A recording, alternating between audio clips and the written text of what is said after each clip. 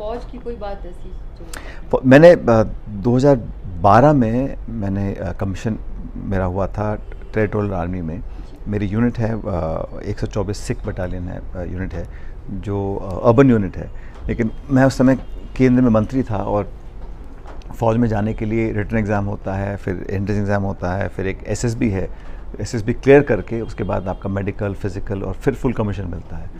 तो वो थोड़ा उसमें बहुत मेहनत करनी पड़ी, क्योंकि एक तो मेरी उम्र उस टाइम 34-35 साल की थी मेरे ख्याल, और जो बाकी जो लोग थे जो दे रहे थे उनकी उम्र 21-22 साल की थी।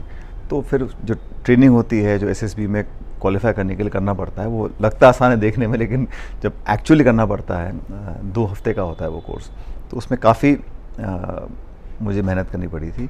लेकिन फ़ौज में जाने के बाद कम से कम मुझे इस बात का संतोष हुआ, क्योंकि जो मेरे दादाजी थे वो फ़ौज में थे, मेरे फादर एयरफोर्स में थे। तो मुझे लगा कि एक सैनिक परिवार से आने का जो मुझे गौरव प्राप्त था उसको मैं कंटिन्यू कर सकूं। तो टेरिटोरियल आर्मी में कमीशन लेके मुझे इस बात की बड़ी खुशी है। और अभी भी जब भी मुझे समय मिलता है, क्योंकि इसमें फुल टाइम नहीं है, इसमें पार्ट टाइम होता है और साल में कुछ हफ्ते आपको यूनिट के साथ बिताने पड़ते हैं। तो जब भी मेरी यूनिट जहाँ पर होती है मैं वहाँ जाके उनके साथ समय बिताता हूँ, और एक अलग रिलेशनशिप बनता है जब आप यूनिट में साथ काम करते हैं। तो उसमें जूनियर्स भी हैं, सीनियर्स भी हैं, लेकिन एक फ़ौज का जो माहौल है, जो एक एटमॉस्फेयर है, वो कहीं और आपको नहीं मिल सकता जो फ़ौज में मिलता है।